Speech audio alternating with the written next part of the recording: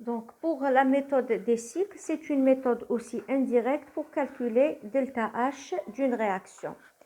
Donc, on va essayer de faire constituer un cycle à partir des réactions secondaires.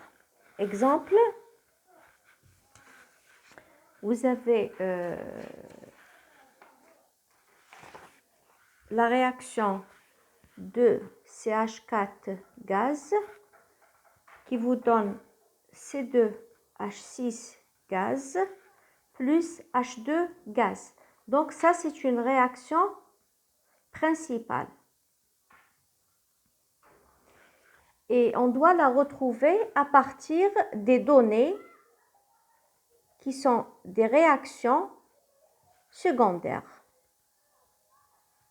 Donc on va essayer de faire un cycle de telle sorte de retomber sur la réaction principale. Donc je dis on va former un cycle à partir des réactions secondaires qui sont données bien sûr pour retrouver la réaction principale. Donc la première réaction c'est CH4 gaz plus 2 fois O2 gaz me donne CO2 gaz plus 2 fois H2O liquide. Donc ça c'est la première réaction secondaire avec un delta H 1. La deuxième C2H6 gaz plus 7 sur 2 O2 gaz me donne 2 fois CO2 gaz plus H2O gaz. Là, vous avez aussi une delta H2. Et la troisième réaction, H2 gaz plus 1,5 O2 gaz me donne H2O liquide et là où je définis delta H standard 3. La méthode consiste à reprendre la réaction principale, donc 2 fois CH4 gaz qui me donne C6H6 gaz plus H2 gaz. Donc, qu'est-ce qu'on va faire? Là, c'est on définit delta H standard de la réaction. Comment on va procéder? On va voir la réaction qui vous donne le CH4. Donc, c'est la première réaction. Elle est ici. Donc, CH4 plus O2. Et vous voyez que là, elle est multipliée par 2. Donc, qu'est-ce que je vais faire? Le CH4 plus quoi? Donc, je multiplie tout ça par 2. Donc, je vais rajouter ici 4O2 gaz. Donc, qu'est-ce que ça va me donner? Ça va me donner bien sûr 2 fois CO2 gaz plus 4 fois H2O liquide. Donc là, je vais dans la même direction.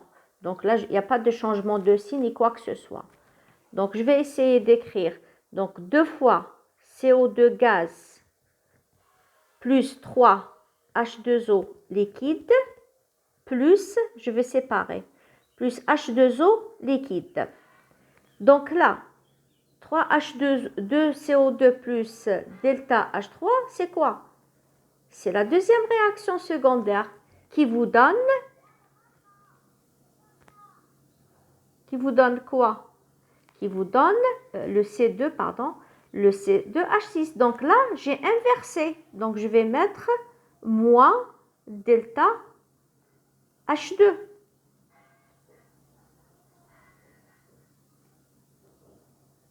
Bien sûr, là, je vais rajouter 7 sur 2 O2. Ensuite, le H2O liquide, il est obtenu à partir quoi? À partir, si je rajoute au H2O 1,5 O2 gaz, je vais obtenir le H2O. Et là, je vais dans le sens inverse, donc moins delta H3. Donc, si vous faites votre calcul, regardez, l'oxygène, il y aura plus d'oxygène, hein? Ça va se simplifier. Donc là, qu'est-ce que vous avez? Vous avez 2 fois delta H1. Donc, je vais dans ce sens-là, le sens positif, je choisis. Ou bien, donc, vous avez 1,5 plus 7 sur 2, ça vous fait 4 avec 4. Donc, ça s'annule. Et qu'est-ce que je vais avoir au total? Je vais avoir delta H R égale à quoi? Égale 2 fois delta H1 plus, delta moins delta H2 moins delta H3. Voilà, et je retrouve la réaction principale. La méthode des cycles. Ensuite, méthode par combinaison linéaire. Et ça vous donne la même chose. Sauf que cette méthode, c'est l'inverse des cycles. Ça veut dire quoi? Ça veut dire à partir des réactions secondaires, on retrouve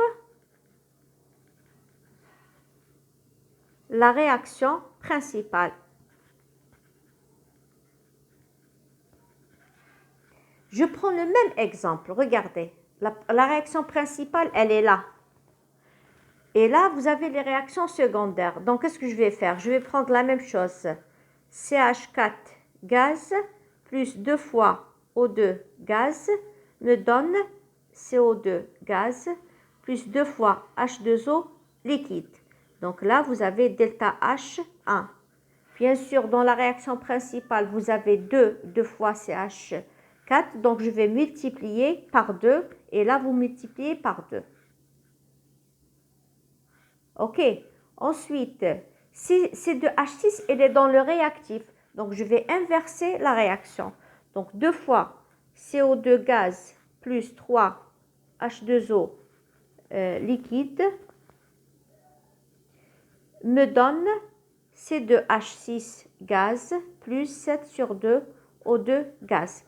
Du moment que j'ai inversé la réaction, donc je vais mettre un signe moins. Et la dernière, qu'est-ce que j'ai? Le H2O, le H2, pardon, il est dans les produits. Donc, je vais inverser. H2O liquide va me donner H2 gaz plus 1 demi O2 gaz. Et là, j'inverse aussi le signe de delta H3. Donc, je fais la somme des réactions principales. Qu'est-ce que je vais avoir? Je vais avoir 2 fois CH4 gaz. Donc là, vous avez 2 fois 2, ça fait 4. D'accord? Et là, j'ai 7 sur 2 plus 1 sur 2, ça vous fait 4. Donc ça se simplifie avec ça. Ensuite, vous avez 4 H2O qui va se simplifier avec 3 et 4. CO2, 2 fois CO2, puisqu'il est multiplié par CO2, ça se simplifie. Et j'aurai 2 fois CH4 qui me donne C2H6 gaz plus H2 gaz. Et là, je définis delta H standard de la réaction qui est égal 2 fois delta H1 moins delta H2 moins delta H3. Et vous voyez que c'est le même résultat que tout à l'heure.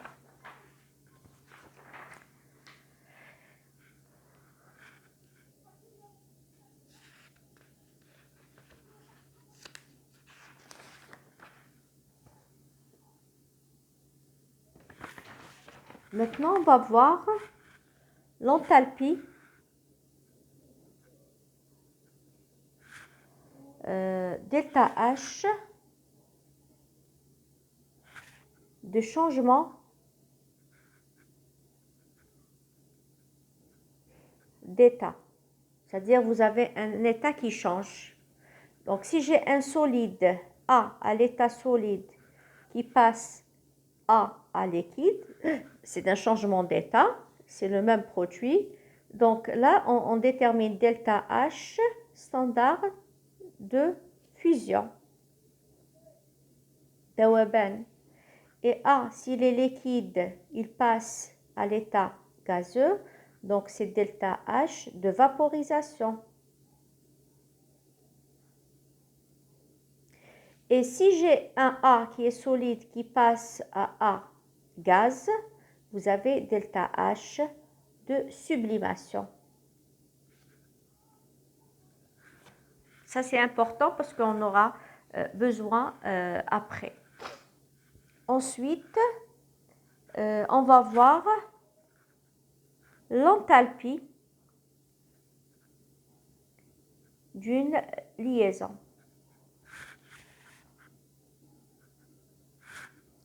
Delta H standard d'une liaison, par exemple, AB. Donc, pour calculer justement l'enthalpie de liaison AB, il faut que les atomes A et B sont isolés et à l'état gazeux. Ça veut dire quoi isolé? Ça veut dire que je vais avoir que l'atome A et l'atome B et les deux à l'état gazeux. Donc A gaz plus B gaz me donne delta H de formation de la liaison AB et je forme cette liaison. Sauf que delta H AB, l'enthalpie de la liaison, on ne peut pas la déterminer, mais ce qu'on peut déterminer, c'est delta H de dissociation, c'est-à-dire j'ai déjà formé la liaison et je la casse, donc je vais avoir ici delta H de dissolution pour avoir A et B à l'état isolé. Et delta H de la liaison AB, bien sûr, si je fais une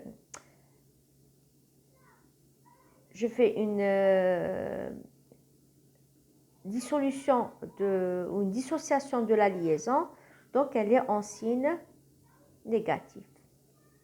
Donc si j'ai par exemple H2, la molécule H2, donc si je veux déterminer son enthalpie, delta H AH égale par exemple moins de 270 kJ.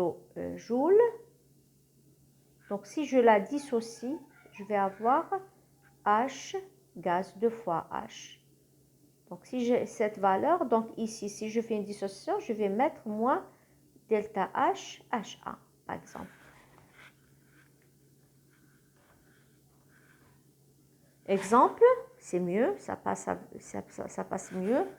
Donc 2 fois carbone solide plus 3 H2 gaz me donne C2H6 gaz. Là, je forme un seul produit, donc je vais mettre delta H de formation de C2H6.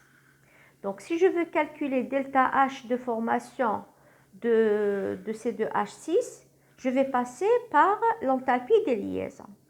Donc, on avait dit que les atomes doivent être à l'état isolé, ça veut dire un seul atome, et à l'état gazeux. Là, j'ai un changement d'état, d'un solide, d'un gaz. Donc, je vais définir delta H de sublimation. Bien sûr, le carbone, il est multiplié par 2, donc là, je vais multiplier aussi par 2. Pour le H2, on avait dit aussi que l'atome doit être à l'état isolé. Donc là, combien? J'ai 6, 3 fois 2, 6 atomes à l'état gazeux. Mais là, regardez, je fais une dissociation. Je casse la liaison. Donc là, je vais mettre moins delta H, HH. Et là, vous avez le facteur 3, donc je vais mettre 3 moins delta 3, etc. Donc, il me donne quoi? Là, je vais former gaz. La formule de C2H6, donc c'est ça. L'éthane, H, là. Je vais voir quelles sont les liaisons qui forment ce produit. J'ai des liaisons CH et une liaison CC. Donc, je vais l'écrire ici. 1, 2, 3, 4, 5, 6. Donc, vous avez 6 delta H standard CH et une seule liaison delta H CC. Et je fais la somme. Delta H de ça est égal à tout ça.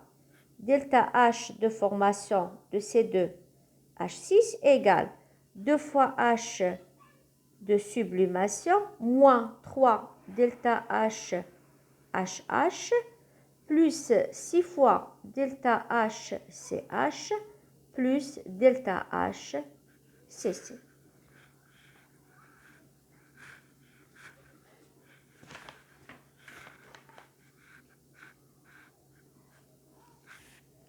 Un autre exemple, par exemple pour l'eau, formation de l'eau liquide. J'ai H2 gaz plus 1,5 O2 gaz me donne H2O liquide. Donc là, je définis delta H de formation de H2O liquide. Pareil, donc je fais une dissociation de H2, donc je vais avoir 2 H à l'état gazeux et isolé. Je fais une cassure ou une dissociation, ce sera moins delta HH. Là, je vais avoir un seul atome de l'oxygène, donc je vais mettre moins 1,5 delta HOO pour former quoi? H2O, c'est OH, pour avoir delta H de liaison OH, donc 2 fois. Ah, pardon.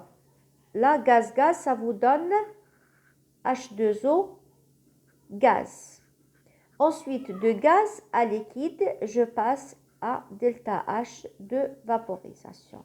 Donc, delta H de formation égale moins delta H HH moins 1,5 delta H OO plus 2 fois delta H OH. Donc, je passe de gaz à liquide, donc c'est moins delta H de vaporisation.